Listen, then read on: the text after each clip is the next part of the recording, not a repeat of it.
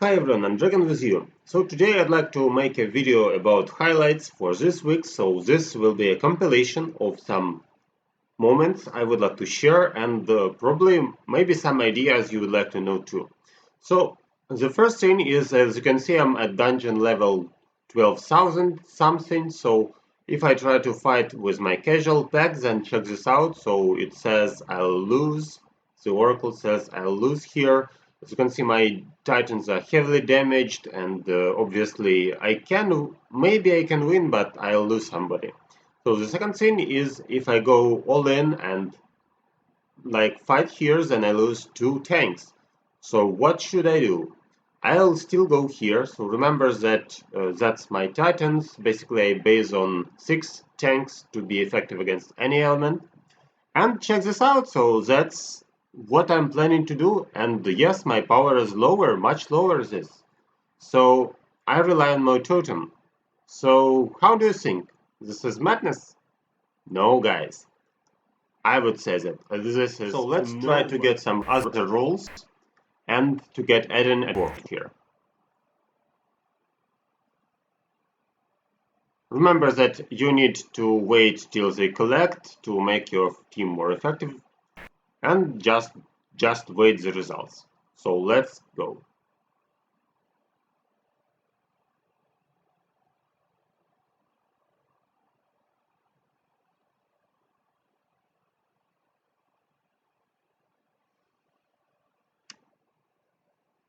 Obviously, I would highlight here that actually you need either to dig this Titan or to weaken, or the best thing is if you can stun. Stun right before the ult. So I'll even press off auto mode, then wait till he tries to throw the thing and back to auto mode. And here we go. So that's why I titled this video, so this is Nova. Multiple stuns, super amount of damage, and I did not lose anybody here. So let's check the stats. As you can see, Nova is my best champion here, so she's a damage dealer and she's very effective against people who play triple super titan stacks, because she stuns them, and actually, yes, she's a super damage dealer, and she can even tank here.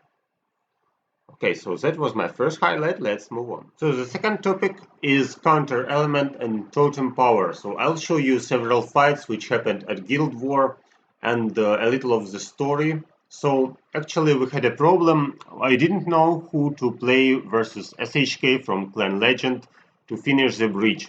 So I thought that Alex has a nice earth stack, and my opponent mainly plays water with a strong Earth Titan and a nice Fire Titan. So I thought that, okay, we can check this fight. The totem of Alex is stronger than the opponent's, and the element is right. So he deals extra damage to water teams anyway, and the water has actually 0 extra damage, only Araji can do something. So as you can see, the first part of the fight is kind of predictable, and then goes the totem. Check this out. So all the enemies deal huge amount of damage into totem, and they get double damage back. So that's exactly what happened. And Alex's totem just thrown half of the team actually.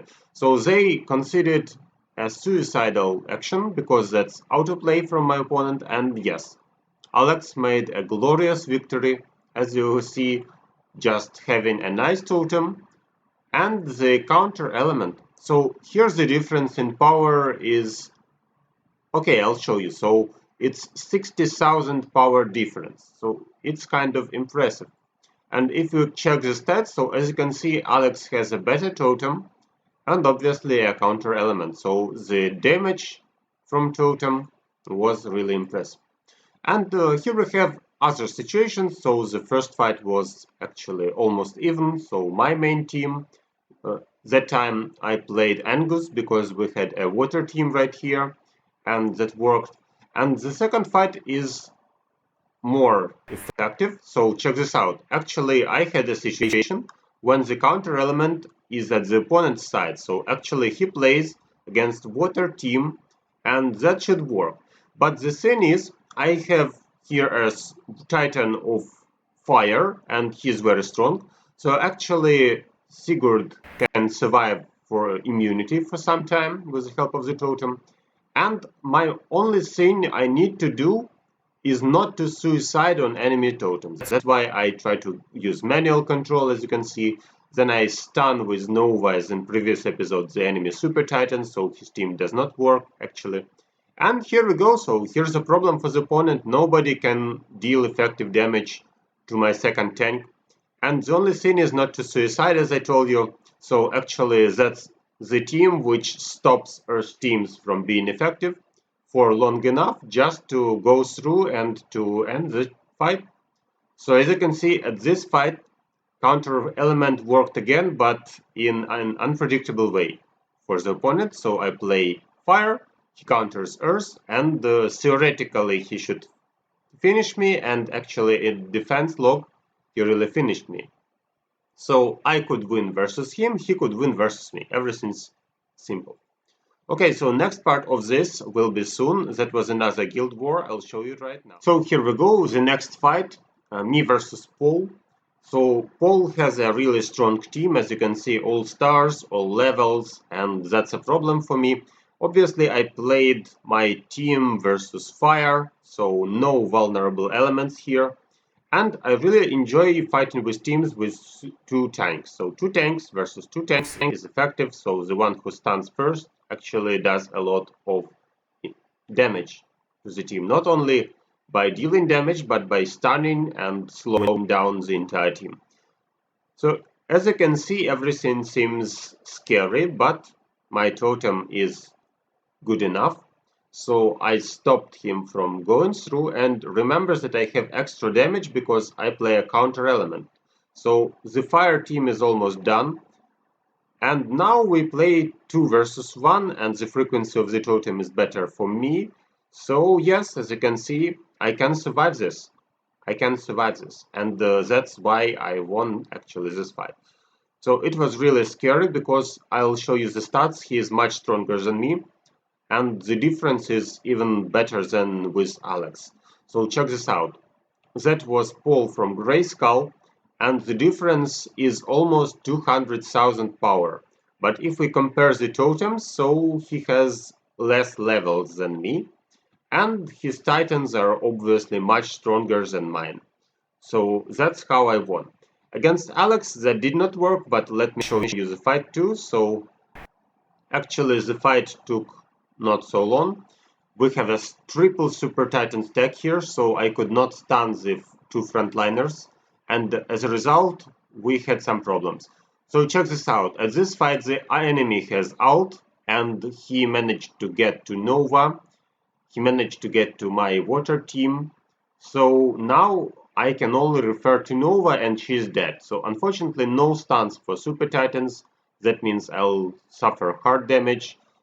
Also my tank can save me some time and can stun Eden. So actually this fight was close, but when you face 3 super titans, each of which is better than yours, then you have a serious problem here. But still, as you can see, I dealt enough damage, and we could finish him easily later. So that's some more titan fights.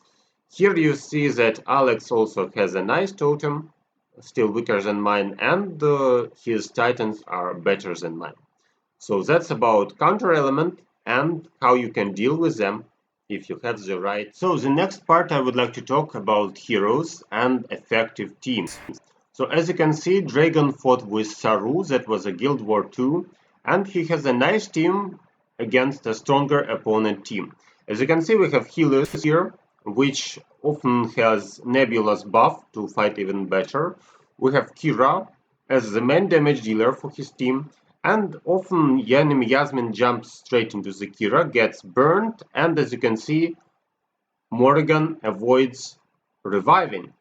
So actually his team counters enemies who play Yasmine, so Yasmine cannot resurrect because of Morrigan. Then Hellios deals a super amount of damage, he can die one time, Asteros will revive him. So actually he has a very effective team against Yasmine based teams, and the opponent Hellios is useless because he does not play Yasmine, he plays Keira instead. That's why I assigned him a team which had 100 something more power, I mean thousands of course, and as a result you can see that he did his work perfectly. So nice penetration, nice buffs from Nebula into everybody, and actually that's a win. So yes, told ya. Check the stats. So Fenris to get extra penetration for Keira. Hellios with Merlin burns enemy Yasmines. That's why he's so scary. So he has additional magical fights buff. And we have Asteros with Oliver and Nebula with Kane to improve evasion problem. So that's the second fight I would like to show you. And let's move on to the next one. So the next fight was also at Guild War. That's why we recorded that. As you can see, we have Highlander here.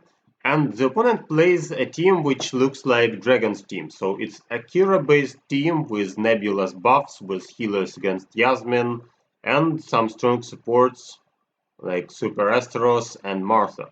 So this team, as you can see, is a nice physical-based team, but how to beat it? Easily. You get ODH, and here we go. So let me explain you why this worked and why did I assign Highlander here. So as you can see, the difference in power is 100,000.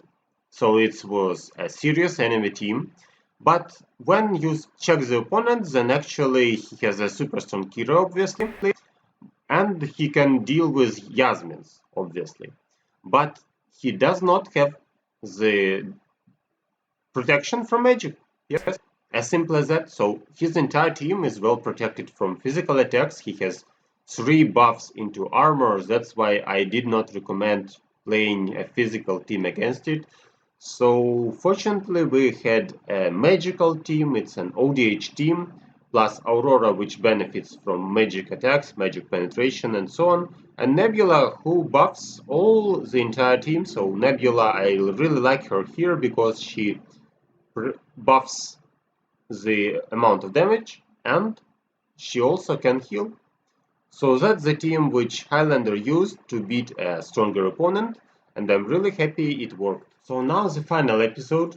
As you can see, now I'm trying to fight on Arena, and my opponent plays actually Hellios, and I believe his Hellios is strong. He also plays a combo of Yasmine plus Chin Mao, so that will be a problem. He has probably the same idea, so penetration into Yasmine and a lot of damage, and my Yasmine will get stuck on Chin Mao.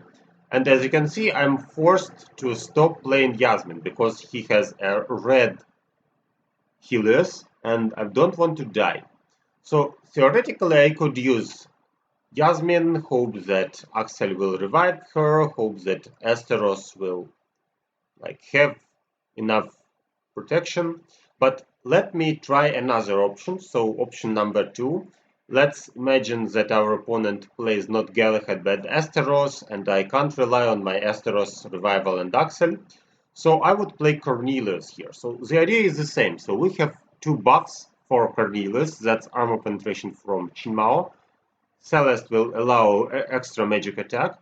And we are protected with Martha and Asteros from enemy damage. So actually he has a damage buff, I have a double armor buff. Let's see what happens now. So I don't want to skip anything, and it seems that I was right not to play Yasmine here because he has a serious investment into healers, obviously. So Celeste also can be a damage dealer, as you remember, so that's why I like her as a hero. She's not only a healer but a damage dealer, and here we go. So the double combo goes straight into the opponent, and I did it. So we get armor penetration, we get extra magic attack from Celeste roll, and survival is granted by Axel, so the damage is split into my characters. I even managed to one-shot Martha here, which happens rarely, but that was a double combo, so it's still possible. And my Chin Mao is well trained, especially to provide dodge, so she's a dodge master, actually. That's why she took so long, and I got enough to win this fight. As you can see, enemy Yasmine is very strong, and maybe he has a nice Galahad too. Probably his main problem is that he does not have enough patronage, and that's why I managed to win this. But again, that's an effective team, so if you see a super healers, probably with a lot of investment, don't play Yasmine, play Cornelius, especially against Axel, that will be a split damage, you will get all the damage done, buff him with armor penetration, buff him with magic attack, and here we go, so a Yasmine team can be transformed into Cornelius team and fight with healers. Okay, so thanks for watching, that was all about now. I hope you enjoyed the new format, I will do some more videos in the future. See you in the game, good luck to you!